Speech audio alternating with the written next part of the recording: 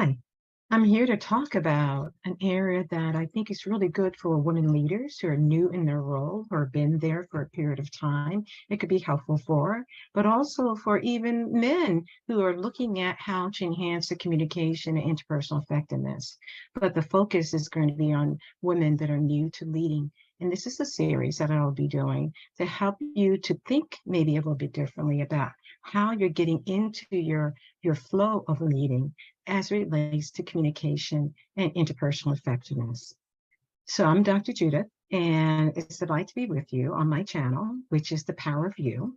And we're looking at all things that relate to you and others in your interactions and how to empower you to be more effective and more efficient and more engaging in your interactions. And so this is about helping to move things forward, maybe in ways you've thought about and in ways you haven't thought about. All very good. So let's begin. And if you have any questions, please let me know, or you can put your comments also below to help you to be more effective in what you do in your day-to-day experiences. So let's begin. So one of the things that we want to talk about here is that there are many perceptions that we can have of ourselves and others have of us as well, in terms of the new role that we find ourselves in and what that means and what that looks like for ourselves, what we envision that to be, but also what other people have as expectations of us as well. And what they want can be in alignment with what we want, or can be a little bit out of alignment or skewed to certain expectations that are maybe not in the best interest to the role that we've assumed, whatever that may be in business or healthcare or in nonprofits or in the entertainment industry, whatever it may be. We have to look at fear that when we move into a new role, there are certain expectations that people do have on us, certain wants that they want and to have happen in the particular role that we find ourselves in. And also there are particular needs that the position is needing for us to engage in, as well as needs with the organization that we may belong to, or the unit or the department that we may be involved with. All of those factor into how do you want to lead in your new role moving forward. And there's also an X factor, which I'm going to talk about later, that you have to take in consideration. But I give you a little bit of a hint. That X factor is related to neurochemistry that happens in our body, that happens to people that are around us as well. But first, let's begin to talk about communication, because this is kind of the first series and looking at women becoming more effective in their communication as well as their interpersonal awareness. And so we are in a system. And then what I mean by a system is that we're not solo, only alone in our role, but there are systems within systems and within systems. And the first system is the team that is directly reporting to you, or if you're in a cross-functional team, that the team that may be more remote, but they still report to you in some way. So there's many people sitting at that table or sitting in the seats around a particular table, and it can change based upon the expectations of the role itself, based upon what we perceive, what we need around the table in order for us to be effective in our roles and which we're and the work that we're doing. But the first thing we want to do in communicating and being more effective in our style of interaction is we want to make sure we have a sense of our impact and what that impact looks like in our interactions. Some people are very much blind to the fact that they think that it's for them to be able to make the choices and decisions of what needs to happen. And to a certain degree, if they're managing or they're leading others, there's some truth to that. But you have to be aware of is that the people that are around you also have some input, and they also have certain expectations, as I mentioned before, of you. So it's all, if you're looking at communication and you're looking at being more interpersonally effective in communication, then you have to look at those systems within systems. And the first system is yourself. The next of that is your team that you're managing. The next is a cross-functional team that you may have some engagement around. The next is the meetings that we attend externally and internally about the subject matter that we're focused on and having to be an expert around in some ways or give our thoughts about. And then there's this collective organization that has certain cultures, norms, and views about how things should be done as well. So we're not alone. We have many different rings that we're working in, and we need to be intentional and conscious in order to assess what level of these rings have an impact upon what you're doing. Most of those rings that I mentioned, they are going to have an impact upon you. It's just a matter of degree. And that's what you need to look like. When you're new to leading, you need to look in the system, not just the individual or the people that directly report to you, because what is asked of you in the system and the organization or the company that you may belong to, or the healthcare system that you may belong to, may be in alignment, or it may be a little bit out of alignment with what you're anticipating your role would be. And all that needs to be clarified. So as I'm talking about these systems within systems and talking about communication, there is a degree of self-awareness and sensitivity that I'm mentioning here that you need to have and be attuned to. And also think about when people oppose or don't quite believe as I believe in a meeting. And we're talking about this here, right here, dealing with adversity, that they may not communicate effectively, and we may get into a little bit of a conflict with them because we have different expectations that are going on. But we do need to be able to be aware of our reactions and what we want to do with those reactions. And I'll talk about that in a little bit when I talk about the X factor, which is the neurochemistry that happens to us. And we also need to look at the attitude towards our career that we have. If we think that we're on a fast track and we're really just trying to get to the top as quickly as we can, we have to, again, be aware of impact that we're having on other people, because they may perceive us as being selfish, that we can still have aspirations, we can still have ambitions, but take it in stride based upon the people that are around you and the organization that you belong to. If you think about that. And the thing that I think is really paramount for you to be aware of is this whole notion of self-awareness. That the more that we can be aware of how people are interacting with us and how we may need to flex a little bit in our communication style with how they're interacting with us, that becomes very important. Because it means that we have to make sure, especially in the new role that we find ourselves in, is that we're listening.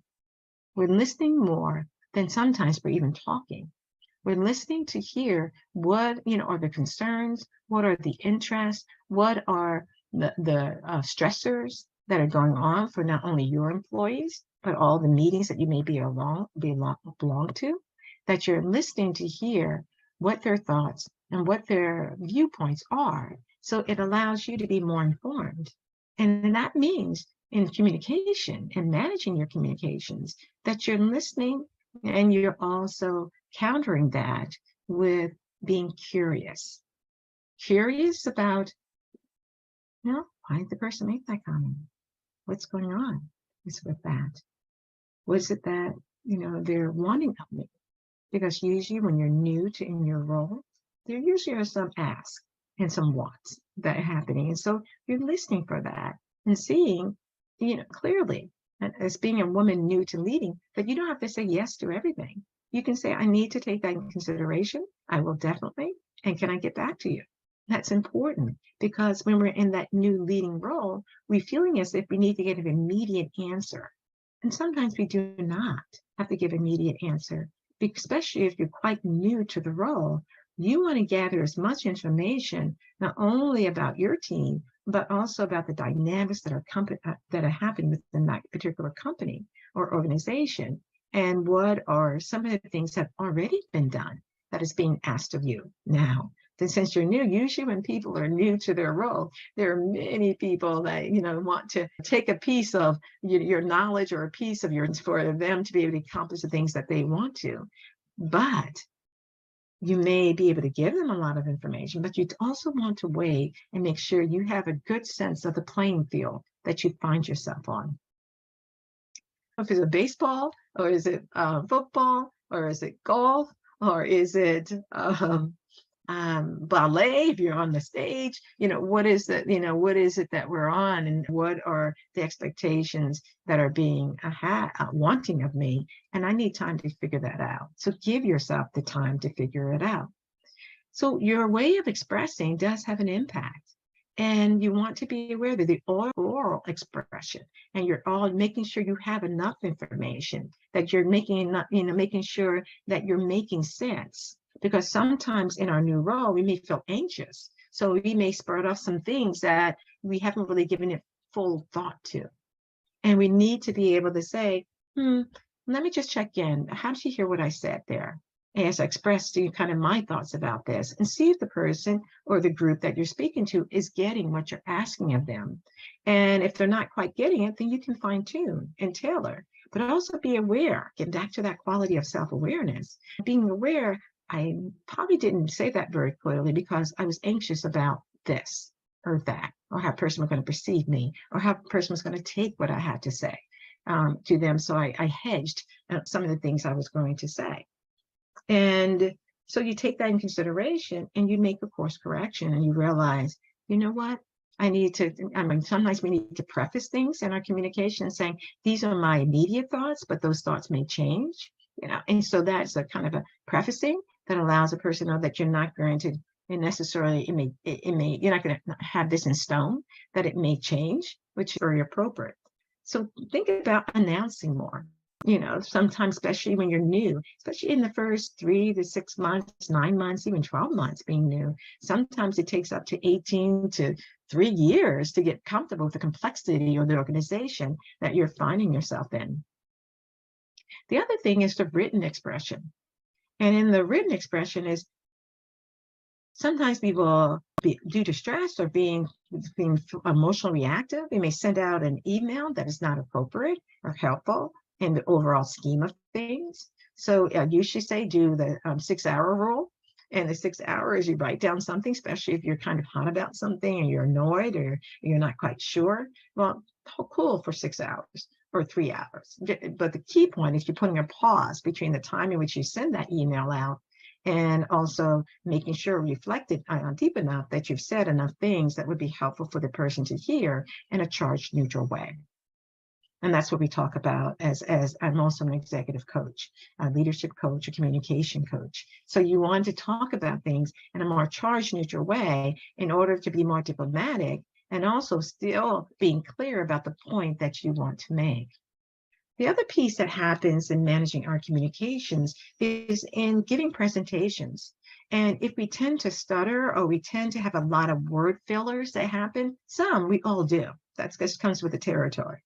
I'll do it in this presentation that I'm giving to you. But you want to be able to be clear and making sure people are hearing you. And because it does set up an image or a presence or a perspective that they have about you. And you have to think about, how do I want others to perceive me within my work environment? And presentation skills is something that you can readily get training around, get assistance around, get help around, to be able to deliver things in a manner that you would like to do it. But it does take practice. Managing communications in that manner, so the overall, we're going to be going back into in terms of some of the dynamics that happen in our communication and our interpersonal interactions is important. And part of that is moving into the next phase, which is managing the relationships. Our communication and how we motivate other individuals become important. And we have to realize one of the key components is our connection. That we're not just there to lead, but we're also there to know when we need to follow, and also looking at how we're connecting with other individuals.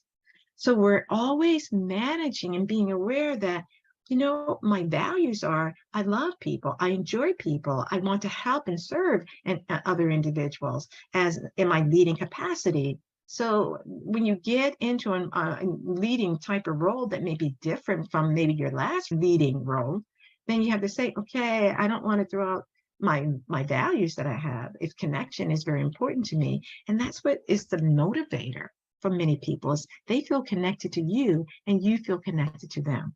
Now, am I saying you need to tell all the different things going on in your world in order to get the connection? No, I'm not saying that at all. But connection is just by simple things, for example, of saying thank you or saying, I noticed you did that, whatever that was. And I thought you did it very well. I'm very proud of you. Connection is making sure people know that you do observe certain things and not take it for granted. Not take it for granted that, well, you were expected to do that. It's easier to say in a leading capacity, I did notice, and I thought you did a great job. Everyone needs kudos. Everyone needs words of encouragement. And you want to be able to give those words of encouragement because it helps to motivate other individuals wanting to continue to work with you, continue to give their best effort and what they're trying to accomplish for you in that particular project or task that was requested of them. Also, there are many people who want to be able to know that you're there to help to develop them, that you're there to help to make sure they're being their best self in the work environment, that you're empowering them, and that you notice their talents, and that you say, I think this would be a great course for you to take because I think it would help you exponentially with a particular other quality that you want to develop that you've talked about with that particular person. But also in managing relationship as a leader, sometimes you do have different stakeholders in an organization and externally to the organization that you do need to continue to have conversations with and interactions with. And it has to be authentic and you want to be genuine as well. But these are all the different things that happen under the umbrella of managing communications and interpersonal effectiveness. Part of that is getting into managing your team and realizing that you may have individuals that report to supervisors and those supervisors report to you, but it doesn't mean that you don't have interactions with the whole team or the individuals within the organization, and that you find ways in which they know you and you know them a little bit more. Depending on what role you're in, you always want to be gracious. And you want to make team members know that they are valued and they are appreciated, whatever level you're in within the organization. And team effectiveness, we'll talk about that in another presentation, but that is a key component and it has some levels of complexity, but it also does hit this issue of communication and looking at how you're interacting with other people in a more effective way. And part of that comes with how am I sharing my thoughts, my perspective, my views with others, and how do I notice others doing the same? Because you can have a diametrical points of view, but you can have a conversation and not get into these major conflicts around it. And so one of the things you want yourself and your team members to have some training around is how to give effective feedback, how to give effective responses, and not just look like you're ticked off and you're frustrated and you're angry or whatever. That's not going to help you, and that's not going to help team member or team members that are reporting to you. It's not going to help members within the team itself who need to be able to get along to be effective in their particular task that they're doing. So this comes to influence. So you want to make sure you're influencing in a positive way. And so your attitude and your perspective about things is just as important as the team members that are directly reporting to you, and also the various meetings that you find yourself in. And we'll talk a little bit about that at some point in time as well in this series. But ultimately, all of this relates to you and how to empower you to be more effective in your role, and therefore helping others to be more effective in their communication and in their interpersonal interactions as well. It's kind of a round robin. The more you become more effective in your role, understanding yourself, understanding the awareness about some of the things you may want to refine or to be able to improve upon, and you're helping your team members to do the same, then you're now leading more effectively and more helpfully in helping people to achieve their best self and you to do the same. Now, the next piece that I want to talk about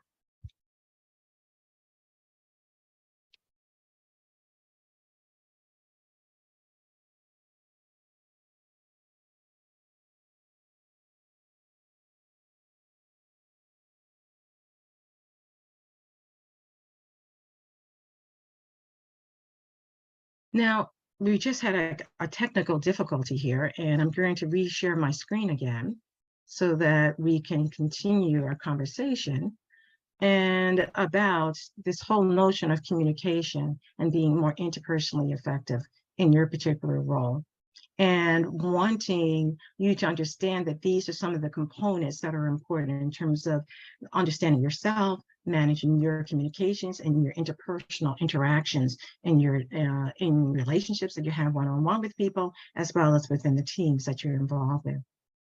Now, the major thing that we sometimes have to be aware of is that people do have an awareness of how we're coming across.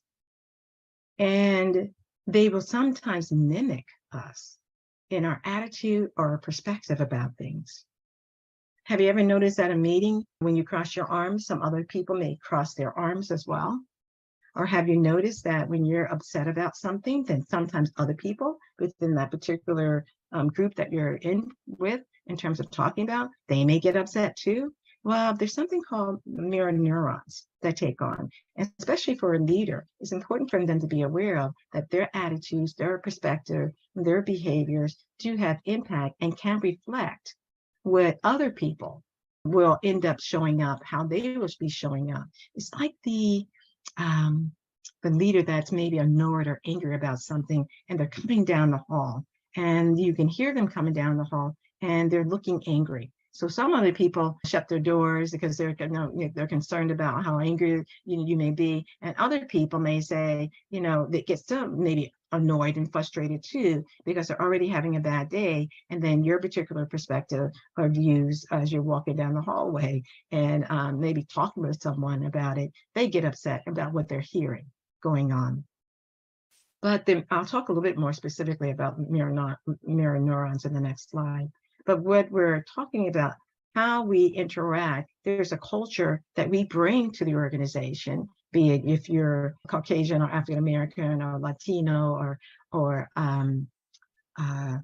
American Indian. There's certain qualities that you're bringing to, and that's, bring into the culture of the organization. And then there's also the culture of the organization itself. And that's what you're understanding as kind of these systems that go on and the impact that we're having and the impact that it may have on communication as well. So mirror neurons, or kind of a reflection, is like a mirror. But other people see you do, they may sometimes reflect and do as well. There was a study that was done with apes, and the study was both apes were in different cages. So you had one ape A, and you had ape B and B. They put bananas outside the cages and a stick. And so what they noticed was, and the observation is that the ape was really hungry and they wanted that banana. So one of the apes, ape B, for example, looked, and you saw them thinking about, how do I get this banana? So they ended up sticking their arm outside, taking the stick, and then noticed that, the stick was long enough to be able to get to the banana. So they ended up taking the banana and pushing it to them. I shouldn't have taped the banana, but they took the stick to the banana and pushed it to them. And in the process of pushing it to them, it got closer and closer and closer. And then they were able to take the banana, peel it, eat it, and a delightful experience went across the ape's face. Now, the other ape, ape A, said, well, I can do the same. So it took its stick and did the same exact thing. Mirror neurons. Pushed the banana towards the cage, and then got it close enough, and then picked up that banana, peeled that banana, and ate it. And it's like, wow, there's a connection to the things that we see what other people are doing. And then we mimic those things, be it at work or be it at home or at a cultural level. Those things are happening. And so as a leader, you want to be aware of, what am I communicating that I kind of may know that others may mirror? If we're all stressed out, guess what? You will have people within your particular unit or department or division. It may look just as stressed as you going on. And if you look calm, it can be a calming experience for those that are around you. I'm not saying you have to be calm 24/7. That's not what I'm saying. I'm saying just be aware that your perspective, your attitude, your behaviors, your communication style does have an impact upon those who are around you as a leader. And as a leader, you want to be able to say, what's the impact that I would like to have?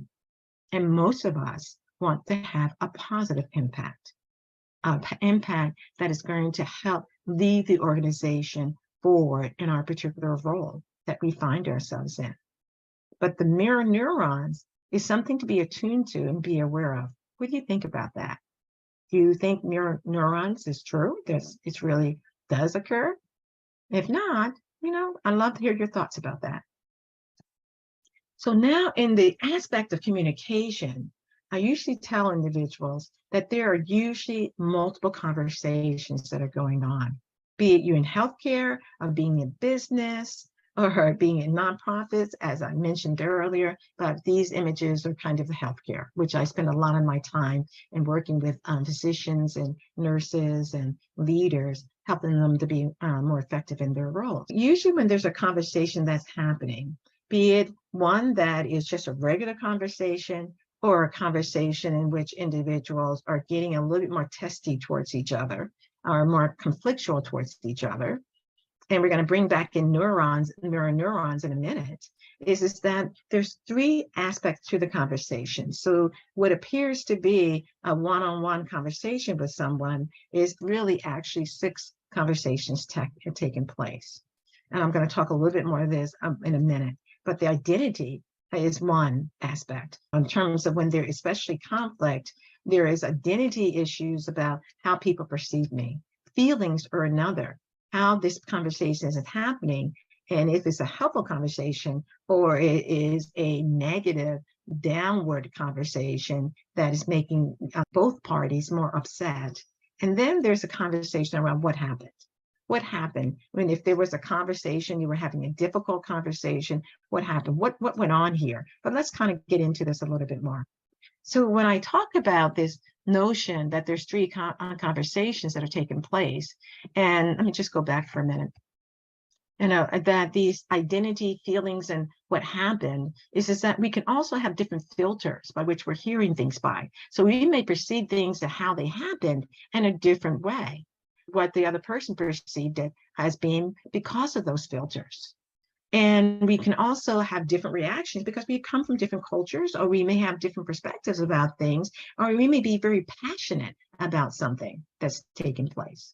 So then it also then can impact this identity of how we perceive ourselves, and as I said earlier, how others perceive us to be. So I just want to go over that again to get it more clear, because then underneath that, these three types of conversations is this kind of whole aspect of this core identity, that some conversations that are difficult or conflictual, we kind of, especially as new women leaders, think about, am I competent?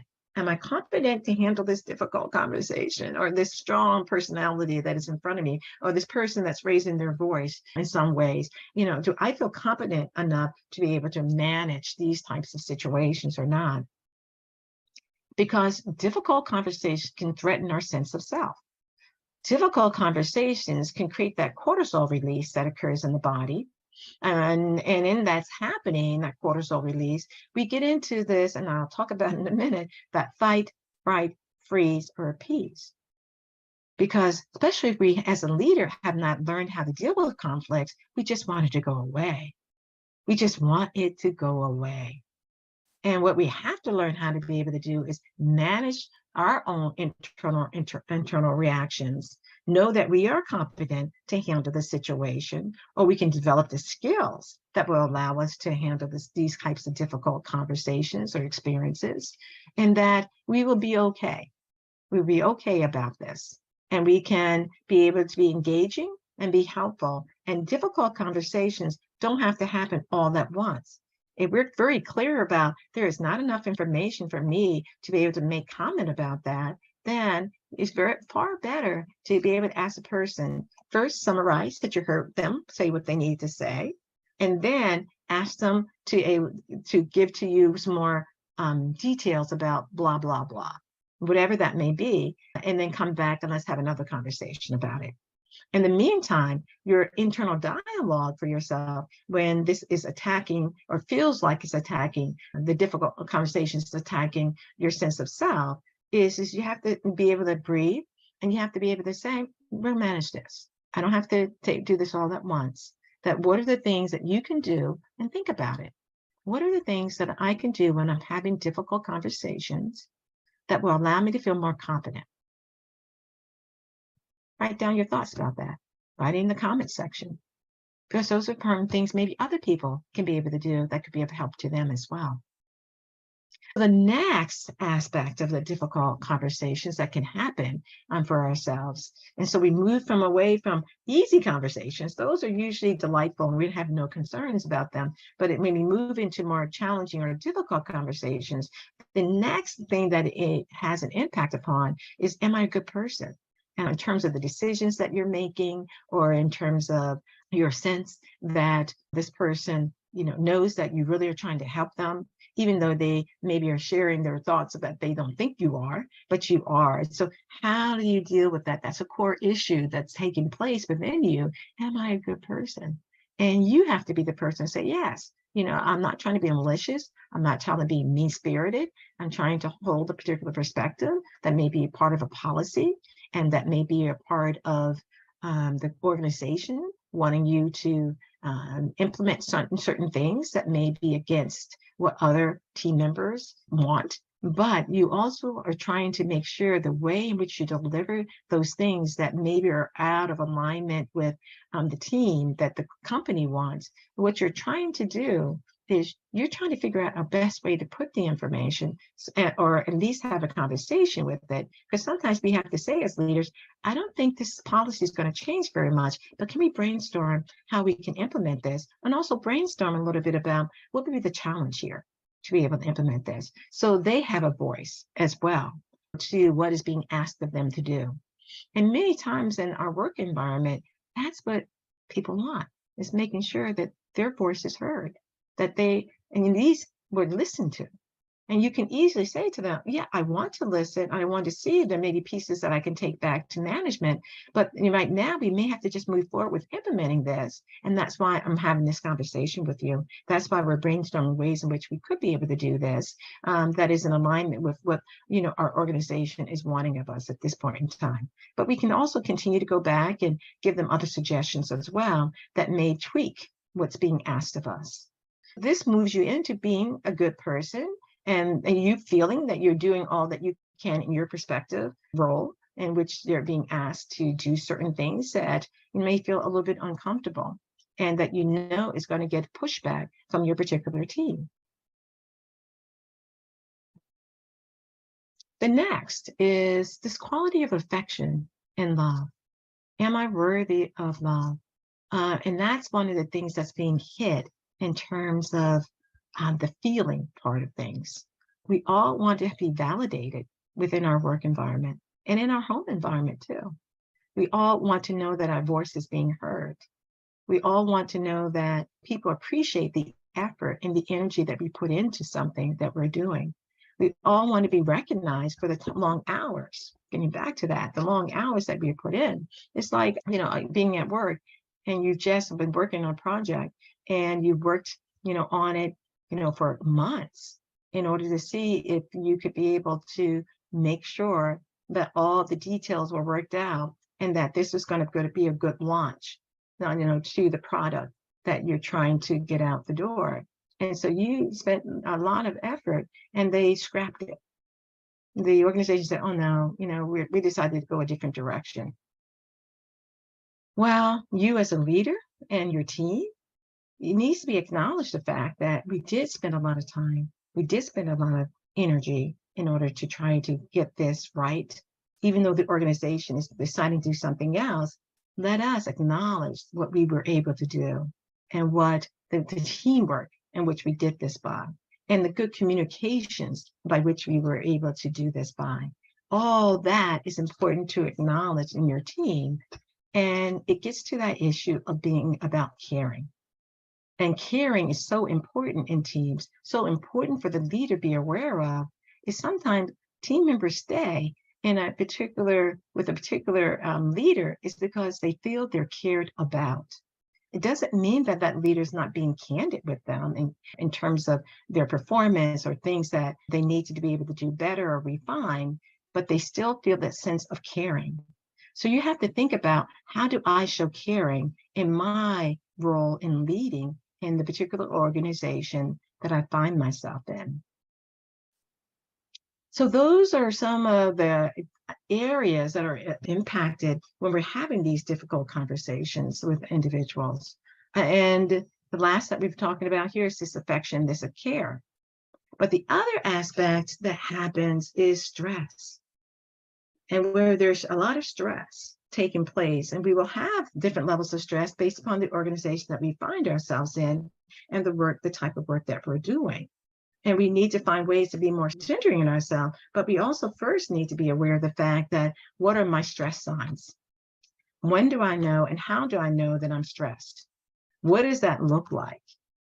Because the more that we can identify what are those experiences and what are those situations, what are those types of individuals that are creating more stress for us, then we can be able to start to adapt, to make some changes in it. We need to know that ultimately what stress triggers, and that's why I have this figure here, is to kind of the amygdala response. And also, if we're stressed, getting back to the mirror neurons, and if we're stressed and it ends up people are seeing it in our behaviors and our expressions, and it's already a stress situation, and we may be in a pressure cooker of timelines on things that need to get done, and then we're having these emotional triggers that are taking place, not for ourselves and our team, and we can lead our team to be tuckered out. I don't necessarily like the word burnout, but that's a word that's being used, nowadays. But it's really, we're stretching ourselves in a way that is not helpful. And leading, in your leading capacity, you have the capacity to help reduce some of that, lower some of that stress, or you have the capacity to add to that stress, and by your attitudes and your behaviors and your actions and your communication style and wanting it now and demanding, you can add to that stress within your team that can kind of run that team on E, meaning empty. But when we're stressed, we will tend to have sometimes more, not always, emotionally charged types of situations. And in those emotionally charged situations, they're really helpful information to know about, that there's something going on internally within ourselves, and we need to know our warning signs. And we need to know that emotions are important. To tap them down and not to or try to avoid them is not necessarily the right thing to do. And what we need to do instead is know that our emotions came out of kind of historic format or historic perspective in terms of us needing to survive. And emotions, strong emotions such as fear or such as anger, put us into action and help us to move into the survival mechanism that exists within us. But as we kind of move through history, we have to learn how to regulate our emotions and know that sometimes the strong emotions put our attention to what's really going on, and we start to have to establish priorities and begin to filter through what's happening here for ourselves as a leader, as well as to a particular group who may be under stress. And so sometimes what we need to be able to do is realize that these emotions, when they're really, really strong, they do put us in that point of fight, freeze, or appease. And so we want to move away. But the emotions may say, okay, it's telling me something, those strong emotions. And so I need to look at, for example, as you see here, fear may be related to flight. What is that I'm trying to get away from? And do I really need to get away from it? Do I just need downtime? And do I need to think about it in a different way? So you start to use your prefrontal cortex, which is this here, to be able to ask more questions of yourself so that you can reduce some of that fear factor and understand what may be taking place for you. Then seek the help or support from colleagues or from other professionals that could be of help to you with that. The strong emotions too, and historically too, such as sadness, it's a good warning sign that there may be some things we need to sort through or look at in a different way as a leader or as people that are on your team, and that if they're coming to you and they're feeling sad, then maybe you need to, recommend or suggest to them that it may be helpful for them to seek additional support and help, and give them resources that they can be able to do that. And the other type of emotion is love. And so that means we are more willing to engage in being cooperative in our interactions. So in overall, emotions are important. We just don't want to tamp them down because we're stressed, but we want to learn how to manage those emotions and to gain a sense of equilibrium and balance from the emotions. Some of that is, how do I go about as a leader? What allows me to self-soothe? What allows me to get a different perspective? Part of that is deep breathing. That will all help us. You're going to hear me talk more about deep breathing. Just taking the time to breathe in and breathe out, when we're feeling stress, and take a kind of a pause, to the situation we're finding ourselves in, or when we're in our office, just taking and closing our eyes and just being more centered in ourselves can be very helpful. But if we have more critical words that we're saying that we don't think we did it right, or that was stupid, or that was dumb, or we could have done it better, those types of languaging that we're doing for ourselves doesn't help to calm the amygdala, the limbic system response. And when I talk about the amygdala, I'm talking about here in the stem, this part of us, which is primitive brain here. And we want to be able to do things that activate the prefrontal cortex, which is what I said earlier, asking questions and being more aware and curious about what may be happening for us. So one of the things I want to talk about as leaders is that there's your personal style that you may have, and do you tend to be more autocratic or democratic, in your style? Do you have a particular way? Do you tend to be more laid back in your personal style and your interactions when you're at work? All this is taken into consideration. So we're focused on here. I'll get to this side over here in a minute. But over here, your personal style does have an impact on how people perceive you. It's being easily frustrated about things, or that they feel you tend to mind read them and not ask them enough questions. Instead, you're making more assumptions that are happening. And as new to leading in your role, you actually want to reduce this mind reading, and you want to get into asking more questions. And then sometimes they're looking at if there's a power differential that's taking place, that you may perceive that you've got to do it all in terms of your style. You're not inviting them into your interactions with them and getting their thoughts about this to equalize that power differential, because you're always being a leading role. It's how you're perceived in that role and how you go about managing that role that becomes really important. The other aspect is sometimes they may perceive you as being more inadequate to the role because they don't know you, or you haven't shared enough about your vision or your viewpoints for what you think needs to be implemented and done in the role, and having the conversations around that. And so this does impact you too, because you can sometimes feel as if people don't respect me, or people don't appreciate all that I'm trying to do for them. And it may be just a tweaking in your communication and how you're communicating your thoughts, your ideas with other individuals, your vision and your direction that you would want the team to be able to move in.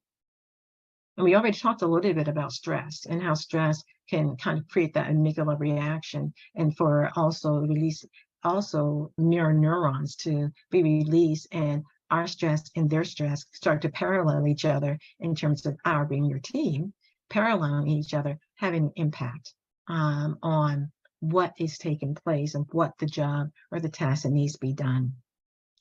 Now, the common pitfalls that women new to leading, as well as seasoned leaders, be them women or men, have to take in consideration is that sometimes there may be this issue that's taking place of what the want is and the power and control. You want to make sure what is being wanted of them in terms of the people that you're leading, that they have some controllability over it. If not, then they are going to perceive you as wanting all the power and wanting all the control. And that sets up sometimes an adversary type of relationship. And when you're new in leading, we're also trying to establish ourselves. I get it when we want to make sure people understand who's driving the bus or who's the captain of the ship.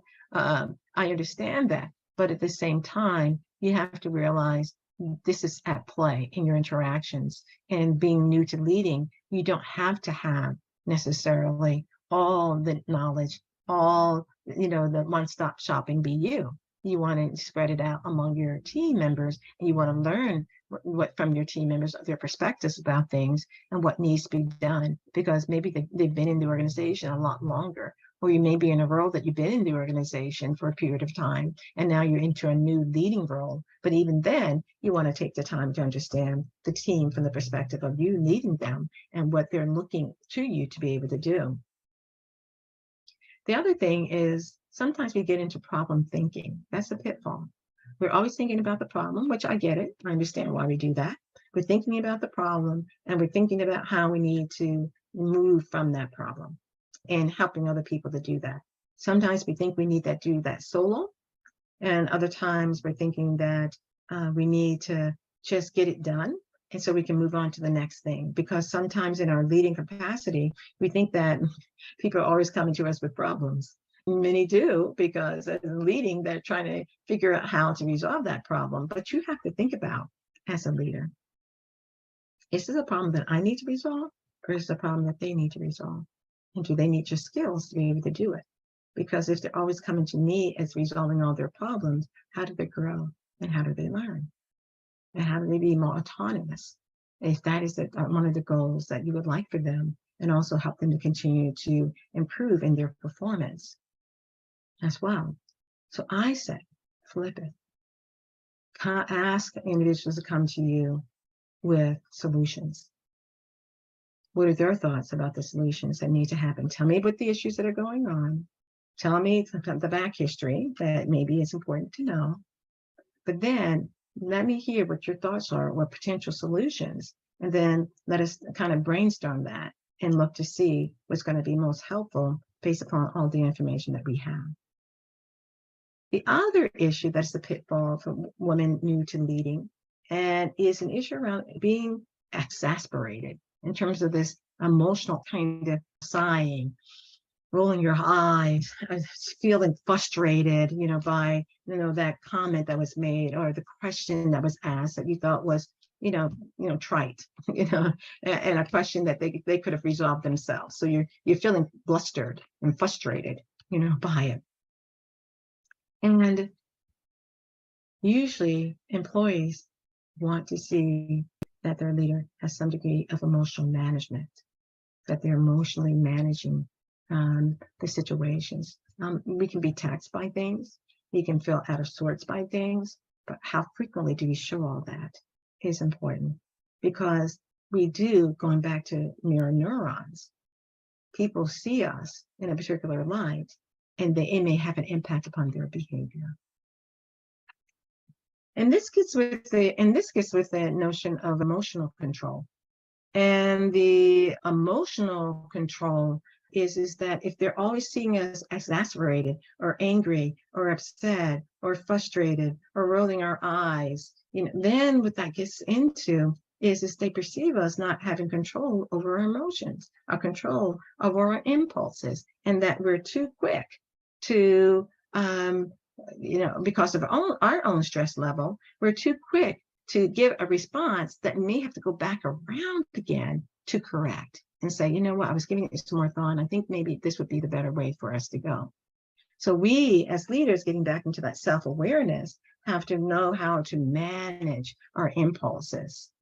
The other one is affiliation, that we have to be aware of, that people perceive us as being a lot of favoritism going on in who we're affiliating with, that we want to spread the wealth around. We want people to know that we are caring and that we have concerns about them, but we're not playing favorites, because that's not helpful to the organization or to the team that we're trying to grow and advance, and helping them to perform in better ways. What it builds up is resentment, or builds up the sense that you have your favorite people, I'm not one of them. So it may demotivate them to getting their job done more effectively and efficiently. So be aware of that. I know we all have people that we feel, are in alignment with us in our perspective, and that we feel great about that. So we tend to go to, they're our go-to people. But we also have to balance that with knowing that the other individuals that we are not as alignment, that they do have feelings, thoughts, and behaviors that they need to be able to move us to a better way of saying that is that we need to be mindful of the fact that people want fairness, I guess is the best word to put it. People want us to be fair, and they want us to be able to know that they are seen and they're not invisible to us. So the more that we can show a degree of fairness and acknowledging an individual in the work that they're doing, the more helpful it is to the overall growth of the team and the advancement of your vision and your perspective that you would like to have with the team and the projects and tasks that you've been giving to the team. Now, with that being said, we have to be aware of the fact that as leaders, regardless of what role we find ourselves in the healthcare system or in nonprofits, or as I said, in entertainment or in business, whatever we find ourselves in, that we are people too, as leaders. And that the triggers that are going off in us, we need to acknowledge it, and we need a support system.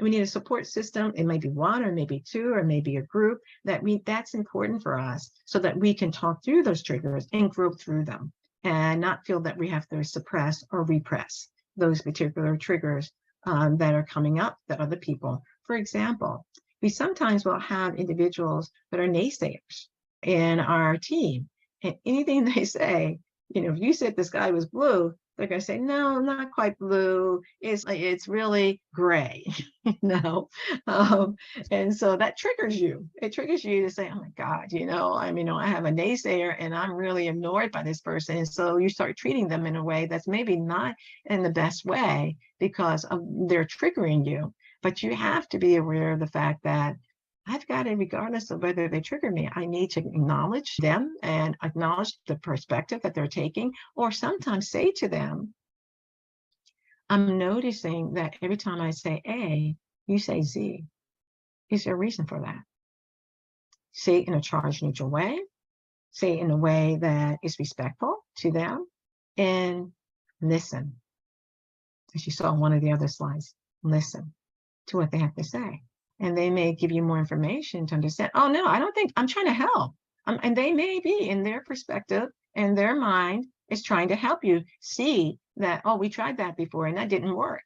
Or or the sky is really gray and you just got a different, you're off on your color. Ask more questions. Don't make assumptions.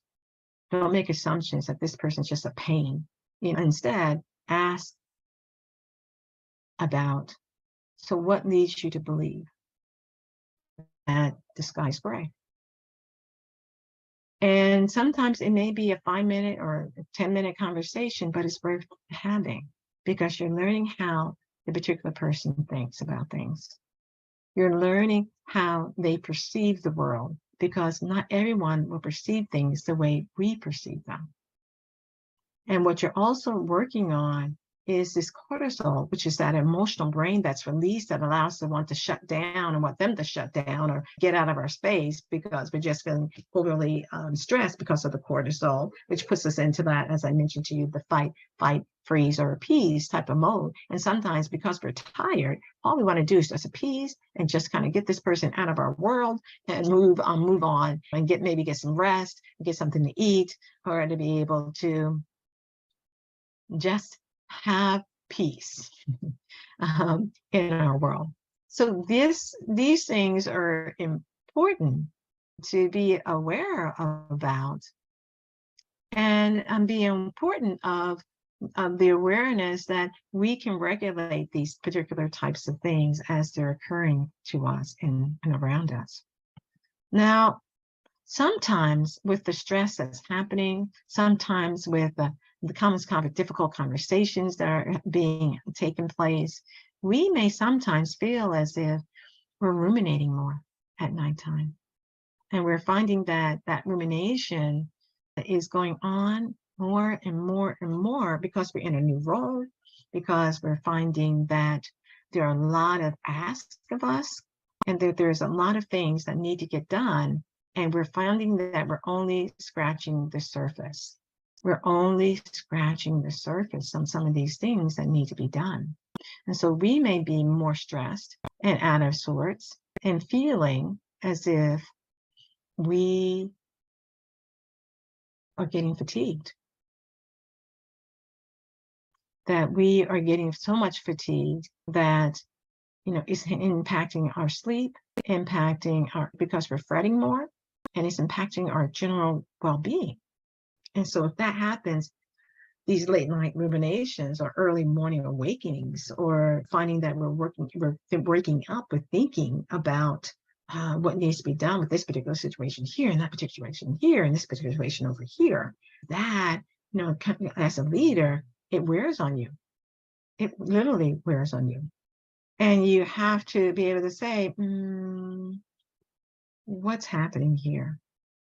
If I'm noticing that there is a taking place reaction because of competencies that we talked about earlier, or good enough, or being lovable, or accepted, or valued in our particular role that we're doing, then we have to be able to kind of understand that this is taking place, or may be taking place, or having an impact upon us, and seek assistance and support with a group of like leaders and that you're involved with, or through coaching, or through family members, that you find other ways than ruminating to start to think things through, and what you want even your bedtime ritual to be, so that you start closing the different things that are going on in your world down, and you have some kind of quiet time to read something that's enjoyable to you, or listen to some music that's enjoyable to you, or do something that allows you to kind of wind down so that you can be able to get a good night's sleep,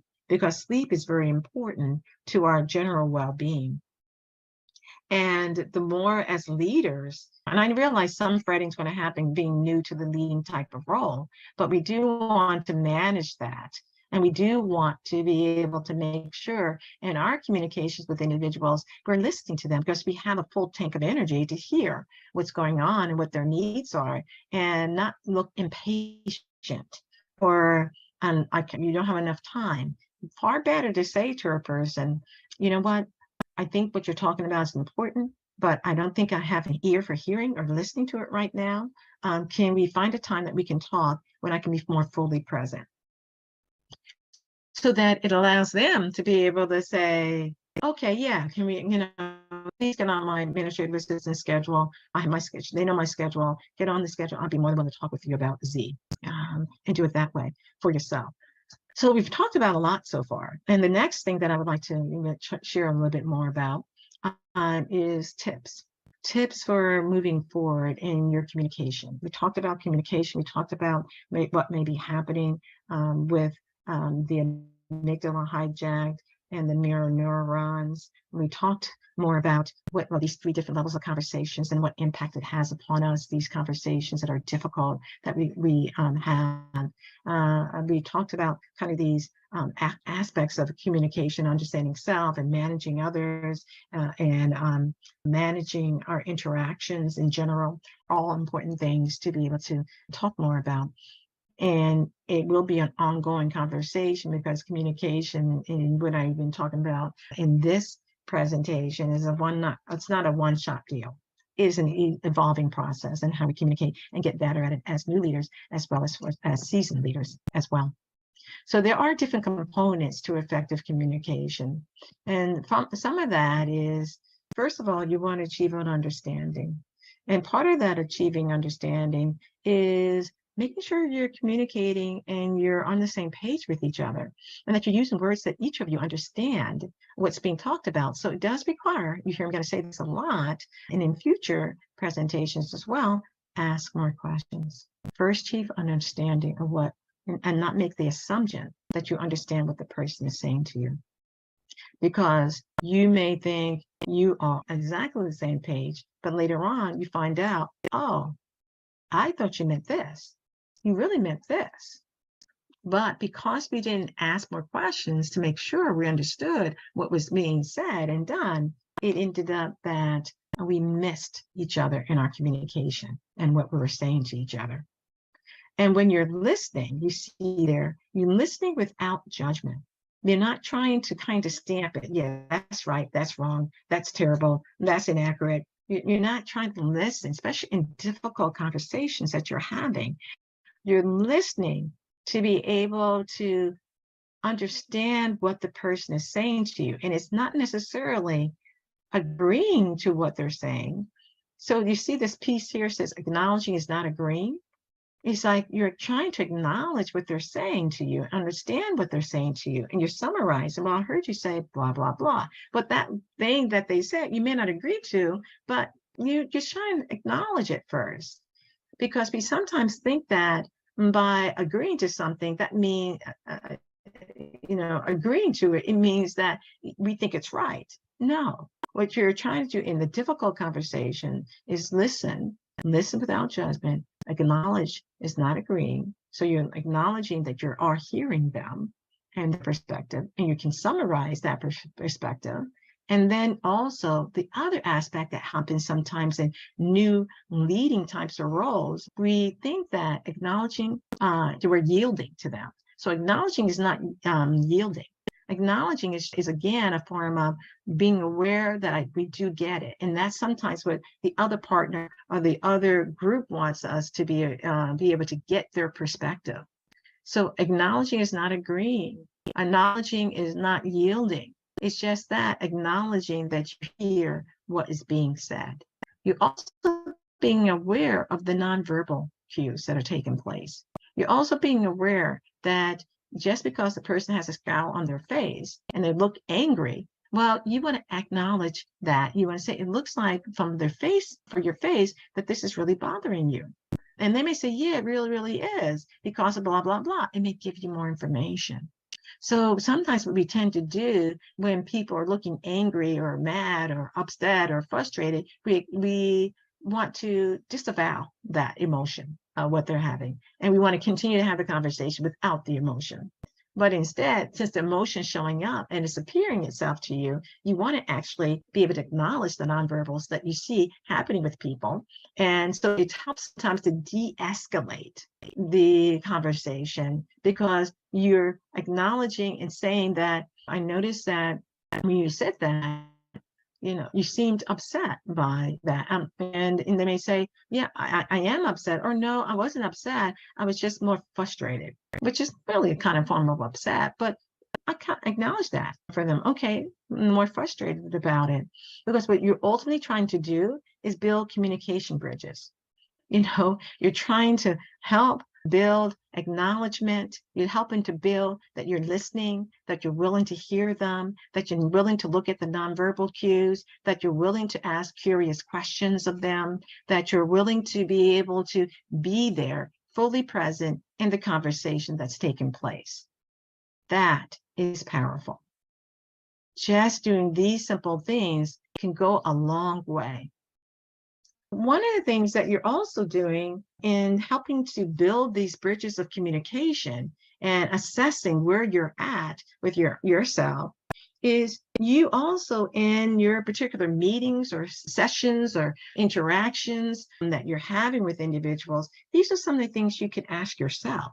How do I show up in meetings? What do I observe about myself? Because how we show up is another way of communicating in that nonverbal way. For individuals. Sometimes we may be showing up in a way that doesn't add value to who we really are. But if you don't know, and you don't start to observe yourself or get feedback from other people in the meeting that you trust, then you can't make changes then. The other thing is, what types of self-talk do I have? What do I do? What am I saying to myself that is getting in my way, that can act as a barrier to being more effective in my communication, and also not allow me to develop that bridge that we talked about in the last slide, that allows people to hear my perspective and hear what my thoughts are and why I'm doing what I'm doing. Because of this, your own self-talk that creates a barrier, your own negativity or your own sense of frustration or anger about a situation. Because as new leaders, you can have a lot of pressures that are on you. And those pressures you need to look at. You need to figure out how you want to handle those pressures and take them one at a time. The next thing is, what's my fear that leads me to ruminating? Remember we talked about before, ruminating, keeping yourself up at night? We need to assess the fear. What is this evidence that's appearing in front of me that's creating a lot of fear for me? Do I feel like I'm going to lose my job?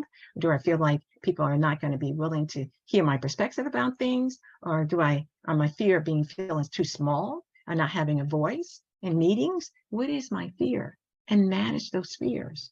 And find ways in which you can manage those fears. Be willing to be able to be open to, have conversations with people about some fears, because they may have the same fears being new in their role.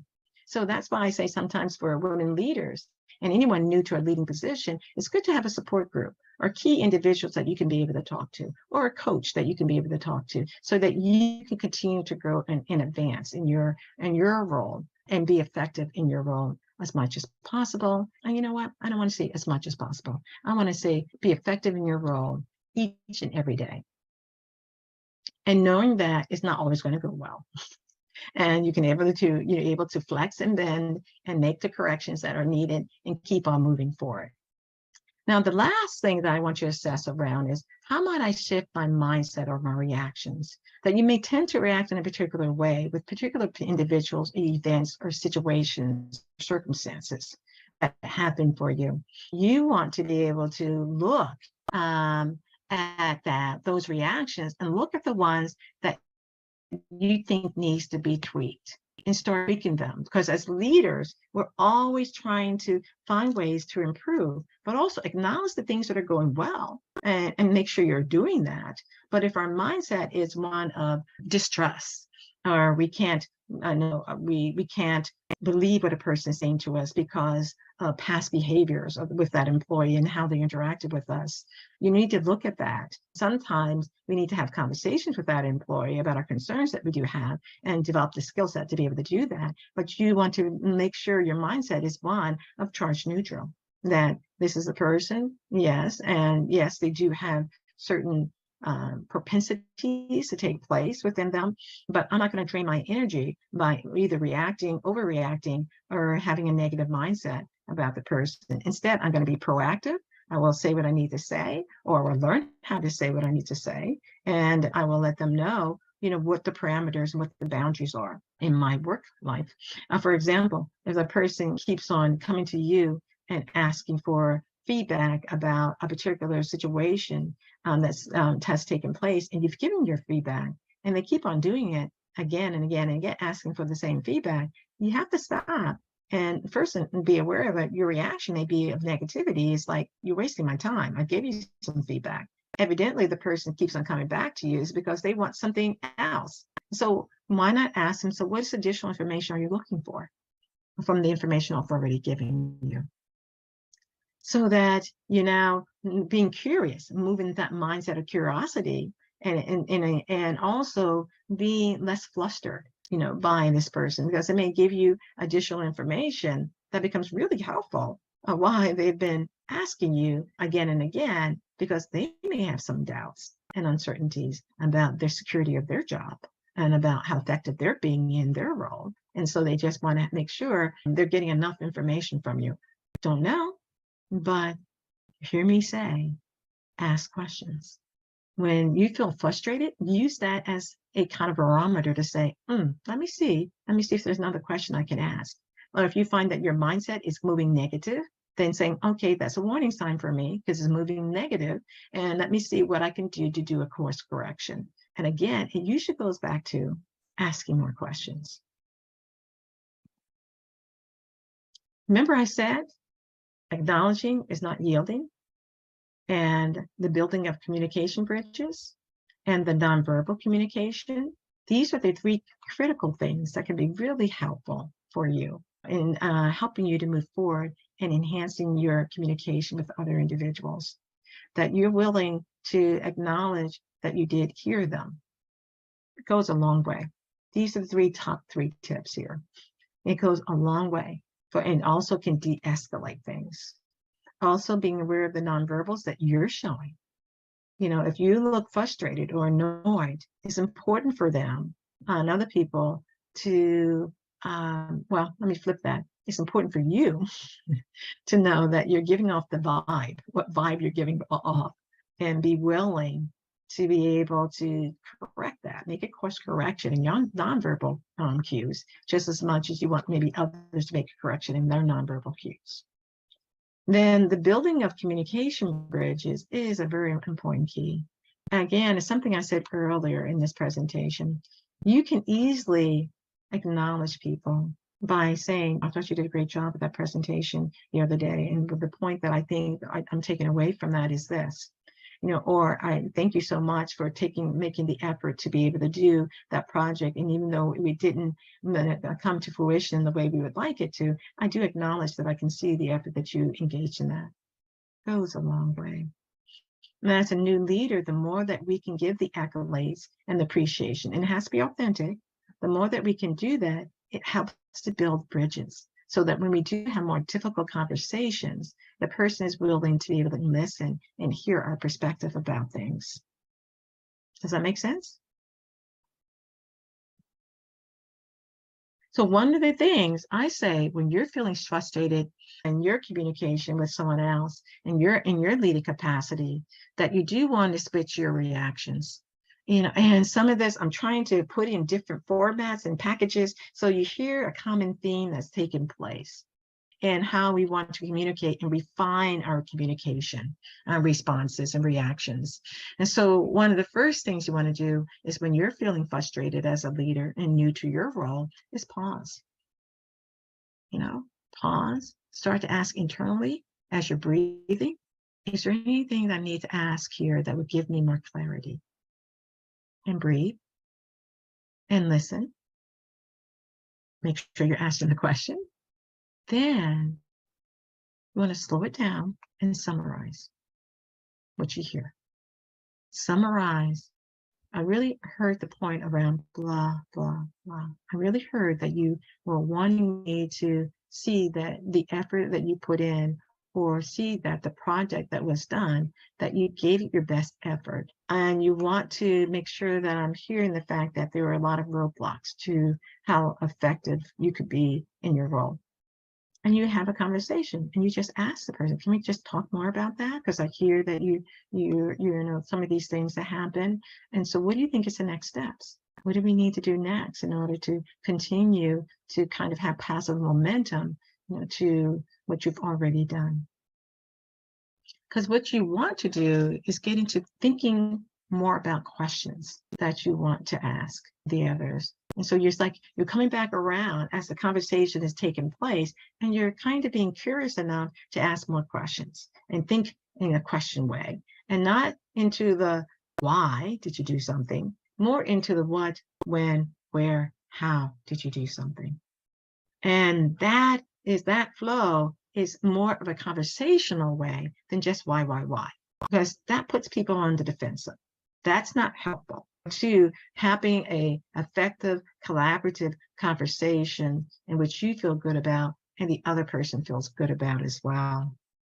This is just another way of being able to think about this and take some key components to what I've been talking about in terms of effective communication and being effective in your interpersonal interactions with others as well. But that pause button is important. When we feel that reaction coming up in us, it's important to press the pause and breathe and be able to think about what is it that I need to ask here before you just launching into saying what you think needs to happen.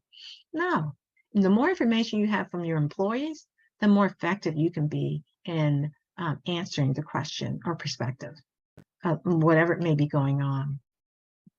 So usually what I say as we're winding down our time here is that you want to be able to move into activating what I call a 15% solution.